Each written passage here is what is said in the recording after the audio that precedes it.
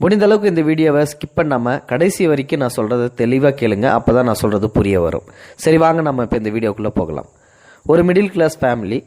அவர் தன்னோட 3 பசங்களுக்கும் கல்யாணம் பண்ணி கொடுத்துட்றாரு. அவருக்கு ஒரே பொண்ணு, அந்த பொண்ணுக்கும் கல்யாணம் பண்ணி கொடுத்துட்றாங்க. ஆக 3 பையன் ஒரு பொண்ணு. இப்படி 3 பையனுக்கும் கல்யாணம் பண்ணி கொடுத்துட்டு பொண்ணுக்கும் கல்யாணம் பண்ணி கொடுத்துட்டோமேனு சந்தோஷமாக வாழ்க்கை நடத்திட்டு வந்துட்டு இருக்காங்க. திடீர்னு அவர் ஒரு நாள் இறந்து போயிடுறாரு. அவரோட மனைவி பயங்கரமாக கதறி கதறி அழுதுகிட்டு இருக்காங்க. இப்போது 3 பசங்களும் பார்த்திங்கன்னா அப்பா முன்னாடி நின்று அழுதுகிட்டு இருக்காங்க. பொண்ணுக்கும் தகவல் சொல்லி அமுச்சு விட்டுறாங்க. பொண்ணும் வந்துடுது. மொத்த ஃபேமிலியுமே பணத்தை எடுக்கிறதுக்காக காத்துக்கிட்டு இருக்காங்க. அந்த சமயத்தில் தான் திடீர்னு ஒருத்தன் உள்ள நுழையிறான்.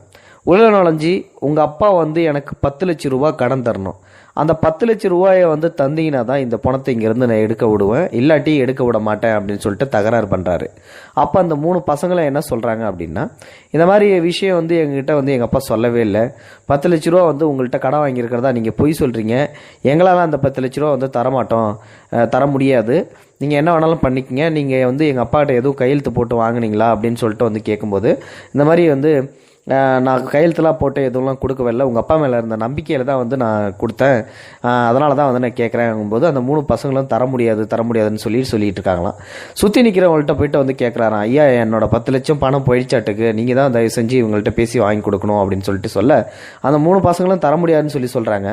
அவர் உங்ககிட்ட பணம் வாங்குறதுக்கு ஏதாவது ரசீதோ இல்லாட்டி ஏதோ எழுதி வச்சுருக்கீங்களா, கொண்டாந்து காட்டுங்க, ஆதாரம் இருந்ததுன்னா சொல்லுங்கள் அப்படின்னு சொல்லிட்டு கேட்குறாங்க. அவர் நான் நம்பிக்கை மேலே தான் கொடுத்தேன், நம்பிக்கையில் அந்த காலத்தில் எப்படி செல்லும் அப்படின்னு சொல்லிட்டு இந்த மாதிரி சொல்லிக்கிட்டே இருக்க பதட்டம் அதிகமாக நிலவுது.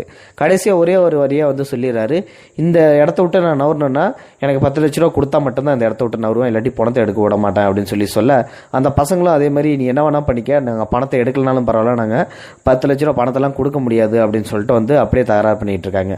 அப்போ அந்த பொண்ணு திடீர்னு ஓடி ஐயா தயவு செஞ்சு எங்கள் அப்பாவோட பணத்தை எடுக்க விடுங்க, நான் அவர் வாங்கின கடனுக்கு அத்தாரிட்டி நான் உங்களுக்கு கொடுக்குறேன், ஷூரிட்டி, இந்த கையில் காதில் கிடக்கிற நகையெல்லாம் எடுத்து உடனே கழட்டி கொடுக்குறாங்க. அந்த தாலியை கழட்டி கொடுத்துட்டு, இதான் என்கிட்ட இருந்த தங்கம், தற்சமயத்துக்கு இதை வச்சுக்கோங்க, எங்கள் அப்பா வாங்கின கடனை நான் அடைக்கிறேன் அப்படின்னு சொல்லிட்டு அந்த பொண்ணு தன்னோட நகை எல்லாத்தையும் கையில் காதில் போட்டிருந்தது எல்லாத்தையும் கழட்டி கொடுத்துட்றாங்க.